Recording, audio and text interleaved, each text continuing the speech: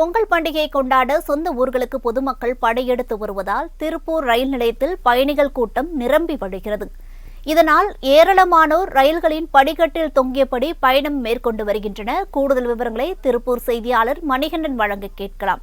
வணக்கம் மணிகண்டன், இது குறித்தான விவரங்களை பதிவு பண்ணுங்க. வணக்கம் வருண்யா. பொங்கல் பண்டிகையை கொண்டாடுவதற்காக சொந்த ஊர் செல்லும் பொதுமக்களின் கூட்டம் திருப்பூரில் அதிகரித்துள்ளது.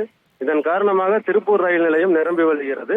திருப்பூர் ரயில் நிலையத்திலிருந்து நாகர்கோவில் செல்லக்கூடிய ரயிலில் கூட்டம் நிரம்பி வழிந்து தற்போது ஏராளமானவர்கள் படிக்கட்டுகளில் சென்று கொண்டிருக்கும் காட்சிகளை நாம் பார்த்துக் கொண்டிருக்கிறோம்.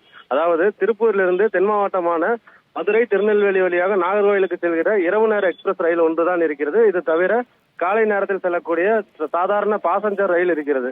இந்த இரண்டு ரயில்களும் தொடர்ச்சியாகவே கூட்டம் நிரம்பி வழியக்கூடியவை. தற்போது பொங்கல் பண்டிகை வந்துவிட்ட காரணத்தினால் ஏராளமானவர்கள் சொந்த ஊருக்கு செல்வதால் இந்த ரயில்களில் பொதுமக்கள் அடித்து பிடித்து ஏறுகிறார்கள்.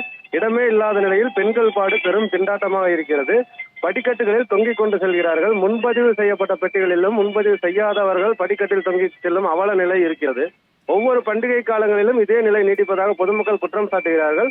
தென் மாவட்டங்களுக்கு கூடுதல் ரயில்களை பண்டிகை காலங்களிலாவது இயக்க வேண்டும் என்பது அவர்களது கோரிக்கையாக இருக்கிறது. வருண்யா,